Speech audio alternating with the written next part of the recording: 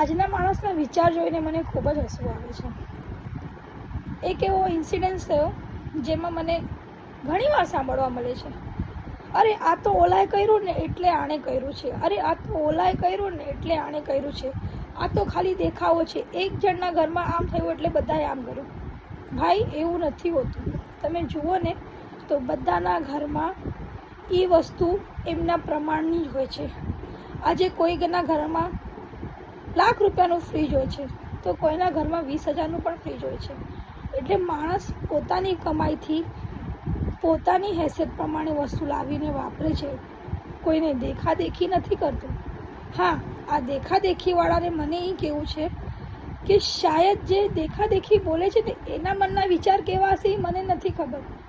બાકી લોકો પોતાના પૈસેથી પોતાની ખુશી માણવાની કોશિશ કરે છે.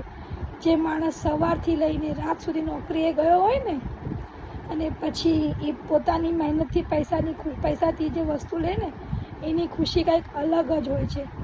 એટલે કહું સાહેબ, તમે કોઈ બી હો, આસાનીથી કહી ન દો કે એ દેખાદેખી કરે છે, કારણ કે તમે કંઈ એને દઈ નથી દેવાના.